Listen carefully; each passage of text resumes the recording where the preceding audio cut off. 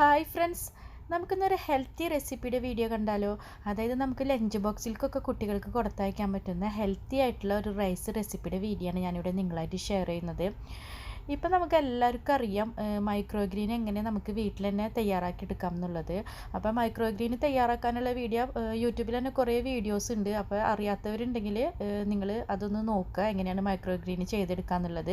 പ്രത്യേകിച്ചൊന്നുമില്ല, കുറച്ച് മണ്ണിൽ നമുക്കൊരു പാത്രത്തിൽ കുറച്ച് പയറ അതുപോലുള്ള ഏതെങ്കിലും പൾസസ്, ഉലുവ, പയറ് അങ്ങനെയുള്ളതൊക്കെ ഇട്ട് കഴിഞ്ഞിട്ടുണ്ടെങ്കിൽ നമുക്ക് ഒരു 5 മുതൽ 7 ദിവസത്തിനുള്ളിൽ തന്നെ ഇതേപോലെ 2 അലിയായിട്ട് നമുക്ക് വളർന്നു വരും.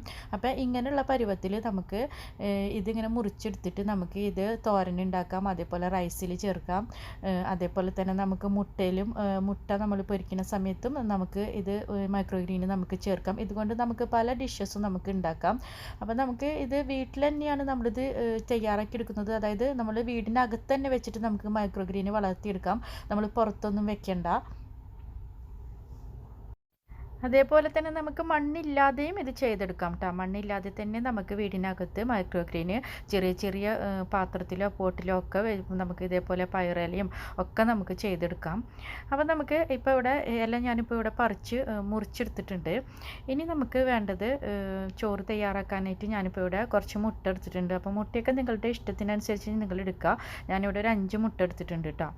ഈ 5 മുട്ട ഇതേപോലെ നമ്മളൊരു പാത്രത്തിലേക്ക് പൊട്ടിച്ചൊഴിക്കുക. ഇനി നമുക്ക് ഇതിലേക്ക് കുറച്ച് മഞ്ഞൾപ്പൊടി ചേർക്കണം.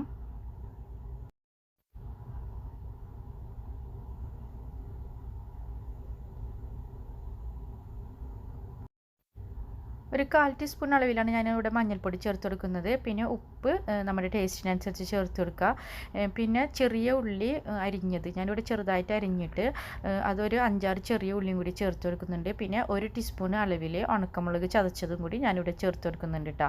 അപ്പോൾ ഇതിന് പകരം വേണമെങ്കിൽ പച്ചമുളക് ചേർത്ത് കൊടുക്കേണ്ടവർക്ക് ചേർത്ത് കൊടുക്കാം. ഇത് നമുക്ക് നല്ലപോലെ ഒന്ന് കലക്കിയെടുത്തതിന് ശേഷം നമുക്കിപ്പോൾ ഇവിടെ മുറിച്ച് വെച്ചേക്കുന്ന നമ്മുടെ പയറിൻ്റെ ഇലയും കൂടി ചേർത്ത് കൊടുക്കാം. ഈ പയറില പോലെ തന്നെ നമ്മളുടെ കയ്യിൽ ഏതൊക്കെ ഇലകളുണ്ട് അതൊക്കെ നമുക്ക് ചേർത്ത് കൊടുക്കാൻ കേട്ടോ. ഉലുവേല, അതേപോലെ തന്നെ നമുക്ക് കടല മുളപ്പിച്ചത്, അതേപോലെ എന്തൊക്കെ നമുക്ക് മുളപ്പിക്കാൻ പറ്റുന്നോ അതേപോലെയൊക്കെ നമുക്ക് മുളപ്പിച്ചിട്ട് നമുക്ക് ചേർത്ത് കൊടുക്കാം. ഇനി നമുക്ക് ഇതിലേക്ക് ചേർത്ത് കൊടുക്കാനുള്ളത് ഒരു ക്യാരറ്റാണ്. അപ്പോൾ ഒരു ക്യാരറ്റ് ഞാനിവിടെ ഗ്രേറ്റ് ചെയ്തിട്ട് അതും കൂടി ഞാനിവിടെ ചേർത്ത് കൊടുക്കുന്നുണ്ട്. അപ്പോൾ ഈ ക്യാരറ്റ് വേണ്ടാത്തവർക്ക് അത് ഒഴിവാക്കാം. നമുക്ക് കൂടുതൽ അളവിലൊക്കെ ഇല ഉണ്ടെന്ന് വെച്ചിട്ടുണ്ടെങ്കിൽ ഇല മാത്രം മതി എന്ന് വെച്ചാൽ അത് വെച്ചിട്ട് ചെയ്യാം. അപ്പോൾ ഞാനിപ്പോൾ ഇവിടെ ഒരു ക്യാരറ്റും കൂടി ഇതിൽ ഗ്രേറ്റ് ചെയ്തത് ചേർത്ത് കൊടുക്കുന്നുണ്ട്. അതും കൂടി നമ്മളിപ്പോൾ ഇവിടെ നല്ലപോലെ മിക്സാക്കി കൊടുക്കാം. ഇനി നമുക്ക് ഇതൊന്ന് നല്ലപോലെ ഒന്ന് എടുക്കണം. അപ്പോൾ അതിന് വേണ്ടിയിട്ട് ഇപ്പോൾ ഇവിടെ ഒരു പാനിലേക്ക് ഞാനിപ്പോൾ ഇവിടെ കുറച്ച് ബട്ടർ ചേർത്ത് കൊടുക്കുകയാണ്. ഒരു 2 ടേബിൾ സ്പൂൺ അളവിൽ ബട്ടറാണ് ഞാനിവിടെ ചേർത്ത് കൊടുക്കുന്നത്. അപ്പോൾ ഈ ബട്ടറിന് പകരം നമുക്ക് വേണമെങ്കിൽ 2 ടേബിൾ സ്പൂൺ അളവിൽ നെയ്യോ അല്ലെങ്കിൽ 2 ടേബിൾ സ്പൂൺ അളവിൽ വെളിച്ചെണ്ണയോ നമുക്ക് ചേർത്ത് കൊടുക്കാം. മറ്റുള്ള ഓയിലുകൾ മാക്സിമം ഒഴിവാക്കുക. അപ്പോൾ നമ്മൾ ബട്ടറോ നെയ്യോ വെളിച്ചെണ്ണയിൽ നമ്മളിത് ചെയ്തെടുക്കുമ്പോഴാണ് നമുക്ക് കൂടുതൽ ടേസ്റ്റ് വരുള്ളൂ. ഇനി നമുക്കിതിലേക്ക് ഒരു സബോള അരിഞ്ഞത് കൂടി ചേർത്ത് കൊടുത്തതിന് ശേഷം നമുക്ക് നന്നായിട്ടൊന്ന് വഴറ്റി കൊടുക്കുക.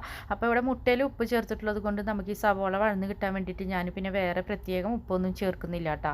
അതേപോലെ തന്നെ നമ്മൾ ഇത് ചെയ്യുന്ന സമയത്ത് നമുക്ക് ചോറ് ഞാനിവിടെ വേവിച്ച് വെച്ചിട്ടുണ്ട്. അപ്പം നമ്മൾ ചോറ് നമുക്ക് ഏത് ചോറ് വേണമെങ്കിലും എടുക്കാം. നമ്മൾ ഏത് അരിയാണ് അന്ന് യൂസ് ചെയ്തേക്കണമെന്ന് വെച്ചാൽ ആ അരി വെച്ചിട്ട് നമുക്കിത് ചെയ്തെടുത്താൽ മതി. അപ്പോൾ സാധാരണ നമ്മൾ ഇങ്ങനത്തെ റൈസൊക്കെ ഉണ്ടാക്കുമ്പോൾ നമ്മൾ ബസ്മതി റൈസ് അല്ലെങ്കിൽ വയനാടൻ കൈമയൊക്കെ എല്ലാം എടുക്കുക. അപ്പോൾ ഇതിന് വേണ്ടിയിട്ട് അങ്ങനെ പ്രത്യേക റൈസൊന്നും ഇവിടെ തയ്യാറാക്കി വെച്ചിട്ടില്ല. ഞാനിവിടെ പാലക്കാടൻ മട്ട ആണ് തയ്യാറാക്കി വെച്ചിട്ടുള്ളത്. അതിൽ നിന്നാണ് ഞാനിവിടെ റൈസ് എടുക്കുന്നത് കേട്ടോ. അപ്പോൾ റൈസ് ഓൾറെഡി ഞാനിവിടെ വേവിച്ച് വെച്ചിട്ടുണ്ട്. അപ്പോൾ നമ്മുടെ ഇപ്പോൾ സബോള വഴന്ന് വരുന്നതിലേക്ക് നമ്മളിപ്പോൾ ഇവിടെ തയ്യാറാക്കി വെച്ചേക്കുന്ന മുട്ട കൂടി ചേർത്തിട്ട് നല്ലപോലെ ഒന്ന് ഇതേപോലെ ചിക്കിയിട്ട് ഒന്ന് പൊരിച്ചെടുക്കുക. ഇതൊന്ന് തയ്യാറായി വരുന്ന സമയത്താണ് നമ്മളിതിലേക്ക് റൈസ് ഇട്ട് കൊടുക്കുന്നുള്ളൂ. അപ്പോൾ ഇതിപ്പോൾ ഏകദേശം ഒന്ന് തയ്യാറായിട്ടുണ്ട്. അപ്പോൾ ഞാനിപ്പോൾ ഇനിയിപ്പോൾ ഇവിടെ തയ്യാറാക്കി വെച്ചേക്കുന്ന റൈസ് ഇവിടെ ഒരു 2 കപ്പ് അളവിൽ റൈസ് ഇട്ട് കൊടുക്കുകയാണ് കേട്ടോ. അപ്പം നേരത്തെ പറഞ്ഞതുപോലെ നമുക്ക് ബസ്മതി റൈസ് വേണ്ടവർക്ക് ബസ്മതി റൈസ് വേവിച്ചിട്ട് വെച്ചിട്ട് ഇതേപോലെ ചേർത്ത് കൊടുക്കാം. അല്ല ഏത് റൈസ് ആണെങ്കിലും നമുക്ക് വേവിച്ച് വെച്ചത് ഇതിലേക്ക് ചേർത്ത് കൊടുക്കാം. അപ്പോൾ റൈസ് വേവിക്കുന്നത് ഇനിയിപ്പോൾ ഒരു പ്രത്യേക വീഡിയോ ആയിട്ട് കാണിക്കണ്ടല്ലോ, എല്ലാവർക്കും അറിയാം റൈസ് എങ്ങനെ വേവിച്ചെടുക്കുക എന്നുള്ളത്. അപ്പോൾ ഞാനിപ്പോൾ ഇവിടെ പാലക്കാടൻ മുട്ട ഇതിലേക്ക് 2 കപ്പ് അളവിൽ ചേർത്ത് കൊടുത്തിട്ട് ഇത് ഉടയാണ്ട് ഇതേപോലെ ഒന്ന് മിക്സാക്കി കൊടുക്കുക. ചോറ് ഉടയാൻ പാടില്ല കേട്ടോ, ഉടയാണ്ട് തന്നെ ഇതേപോലെ ഒന്ന് മിക്സാക്കി എടുക്കുക. നല്ലപോലെ മിക്സാക്കിയതിന് ശേഷം ഫ്ലെയിം നല്ലപോലെ കുറയ്ക്കുക. നല്ല ലോ ഫ്ലെയിമിൽ ഒരു 5 മിനിറ്റ് ഇതൊന്ന് മൂടി വയ്ക്കുക. 5 മിനിറ്റ് മൂടി വെച്ചതിന് ശേഷം നമ്മൾക്ക് തുറന്നതിന് ശേഷം നമുക്കിത് ഉപയോഗിക്കാം. അപ്പം നമ്മുടെ ഹെൽത്തി ആയിട്ടുള്ള റൈസ് ഇവിടെ തയ്യാറായിട്ടുണ്ട്. ഇത് കുട്ടികൾക്കൊക്കെ ലഞ്ച് ബോക്സിലേക്ക് കൊടുത്തയക്കാം. അപ്പോൾ എല്ലാവരും ട്രൈ ചെയ്യാം. മൈക്രോഗ്രീനൊക്കെ ഇതുപോലെ വീട്ടിൽ തന്നെ തയ്യാറാക്കി എടുക്കുക.